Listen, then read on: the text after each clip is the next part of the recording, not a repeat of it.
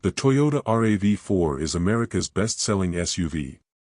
But does that mean it's actually the best choice for you?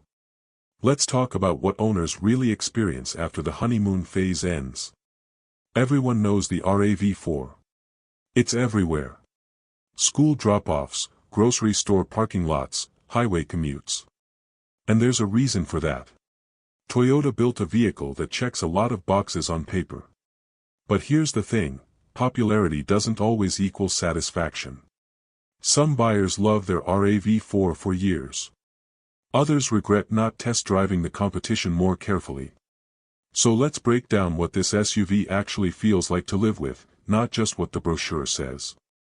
Let's start with how it drives, because that's where you'll spend most of your time. The RAV4 comes with a 2.5-liter four-cylinder engine making 203 horsepower.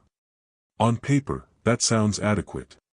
In reality, it is adequate. And that's exactly the word, adequate. When you're merging onto the highway, you'll get up to speed. No drama, no excitement, no struggle. It does the job. But if you're coming from something with a bit more punch, or if you're used to turbocharged engines, you might feel like you're waiting for power that never quite arrives. The RAV4 doesn't feel slow, but it doesn't feel quick either. It feels responsible. Now, the hybrid models are a different story. The RAV4 Hybrid combines that four-cylinder with electric motors for a total of 219 horsepower. It's not a huge jump in numbers, but the electric torque fill makes a noticeable difference in everyday driving. Acceleration feels more confident, more immediate. And you're getting mid-30s mpg in real-world mixed driving. That's genuinely impressive for an SUV this size. But here's what most reviews gloss over, the transmission feel. The regular RAV4 uses an 8-speed automatic that can feel a little confused in stop-and-go traffic.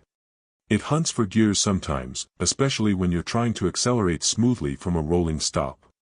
It's not terrible, but it's not seamless either. The hybrid, on the other hand, uses a CVT. And while CVTs have a bad reputation, Toyota's version is one of the better ones.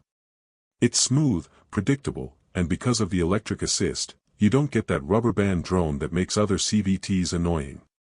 Handling. The RAV4 isn't trying to be sporty, and that's fine. It leans in corners more than competitors like the Mazda CX-50 or Honda CR-V. The steering is light, easy, totally fine for commuting. But if you enjoy driving, if you look forward to a winding back road, the RAV4 will feel a bit numb. It's built for comfort and predictability, not engagement. Step inside, and you'll immediately notice the cabin feels functional. That's the best word for it. Everything is laid out logically. Controls are easy to reach. Visibility is excellent, big windows, thin pillars, easy to park. But the materials? This is where Toyota made compromises to keep the price competitive. The plastics are hard. Really hard. Especially on the lower trims. The door panels, the center console, even parts of the dashboard, they feel budget grade. And this is where most buyers get surprised. If you're cross-shopping with a Mazda CX-5 or even a newer Hyundai Tucson, you'll notice those cabins feel more upscale at similar price points. Seating comfort is a mixed bag. The front seats are supportive enough for long drives, though some taller drivers complain about limited thigh support. The rear seats offer good legroom, genuinely good. 3 adults can fit back there without feeling cramped, which is rare in this class. But the seat cushions are firm. Almost too firm. Kids won't care. But if you're regularly hauling adults on longer trips, they might start shifting around after an hour. Cargo space is solid, 37.5 cubic feet behind the rear seats, over 69 cubic feet with them folded. That's competitive, though the CR-V offers a bit more.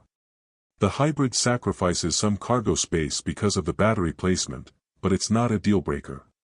You'll still fit a week's worth of groceries, sports gear, luggage for a family trip. Here's the part people don't expect after 6 months, wind noise. At highway speeds, especially above 70 miles per hour, there's noticeable wind noise around the mirrors and roof rails. It's not excessive, but it's there. If you're sensitive to cabin noise, this might bug you on long road trips. Toyota's infotainment system has improved, but it's still not class-leading. The newer RAV4s come with an 8-inch or 10.5-inch touchscreen depending on the trim. The interface is clearer than older Toyota systems, and wireless Apple CarPlay and Android Auto are finally standard on most trims. That's huge. But the system can still feel laggy. Touch responses aren't as instant as they should be. And the graphics look a generation behind what Hyundai, Kia, and even Ford are offering. Here's the good news: Toyota Safety Sense comes standard. That includes adaptive cruise control, lane keeping assist, automatic emergency braking, and blind spot monitoring on most trims. And unlike some competitors, these systems work well. The adaptive cruise is smooth, not jerky. The lane keeping isn't overly aggressive. It's the kind of tech that actually makes daily driving less stressful, not more annoying. But there's a quirk: the standard audio system is weak. Really weak. Even with the upgraded JBL system available on higher trims, audiophiles won't be impressed. If sound quality matters to you, plan on upgrading the speakers aftermarket. This is where the RAV4 shines, and it's probably the main reason it sells so well. Toyota's reputation for reliability isn't just marketing, it's backed by decades of data. The RAV4 consistently ranks high in long-term dependability studies. Owners report fewer problems, fewer unexpected repairs, and lower maintenance costs compared to most competitors. But here's what people don't talk about: Toyota's reputation also means higher upfront costs and stronger resale values. You're paying more to get into a RAV4 than a comparable Nissan Rogue or Chevy Equinox. And while that stings at purchase time, it pays off when you sell or trade in. RAV4s hold value better than almost anything in the class. Fuel economy on the standard model is decent, around 28 miles per gallon combined in real-world driving. Not spectacular, but acceptable. The hybrid, though, is where it gets interesting. Real owners report 37 to 40 miles per gallon combined, even with mixed driving. Over 5 years of ownership, that adds up to thousands of dollars in fuel savings. If you're keeping the car long-term, the hybrid premium pays for itself. Maintenance is straightforward. Oil changes, tire rotations, brake inspections, nothing exotic, nothing expensive. Independent mechanics can work on these easily, so you're not locked into dealership service pricing. And parts availability is excellent because of how common these vehicles are. Insurance costs are typically average for the class.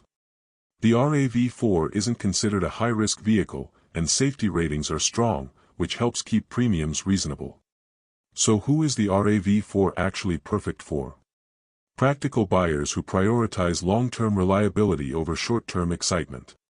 If you want a vehicle that will start every morning, handle family duties without drama, and still be running strong at 150,000 miles, the RAV4 delivers that confidence better than almost anything, and predictable ownership costs. If you're tired of car problems, tired of dealership visits, tired of wondering if your SUV will strand you, the RAV4 offers peace of mind that's genuinely valuable.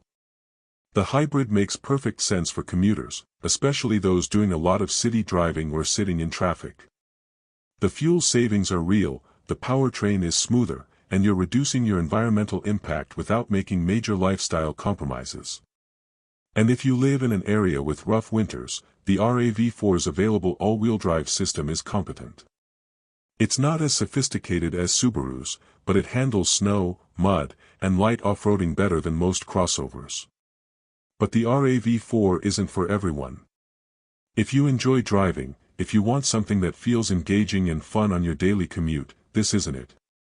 The Mazda CX-50 or even the Honda CR-V offer more driving enjoyment without sacrificing practicality.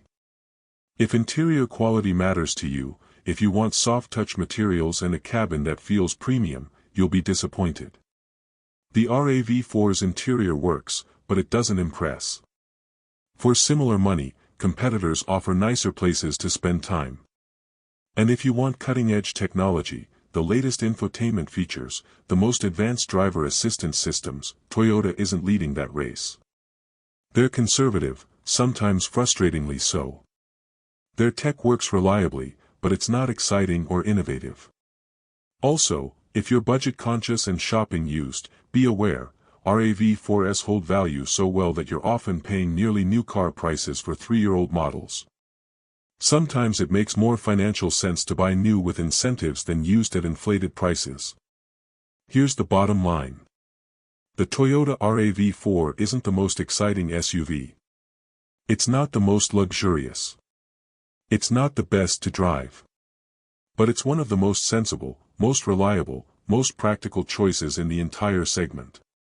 And for millions of buyers, that's exactly what matters most. It's the SUV equivalent of a good, dependable friend. Not flashy, not thrilling, but always there when you need it. If that sounds boring, you're not wrong. But if that sounds reassuring, the RAV4 is probably the right choice. The hybrid is the sweet spot, better performance, better fuel economy, smoother powertrain, and only a modest price increase that pays for itself over time. If you can afford the hybrid premium, that's the one to get. Is it perfect? No. But it's very, very good at what it's designed to do. And sometimes, that's enough. If this breakdown helped you see past the marketing and understand what RAV4 ownership actually feels like, consider subscribing. We cut through the hype and give you the real story on every vehicle we cover. Thanks for watching, and we'll see you in the next one.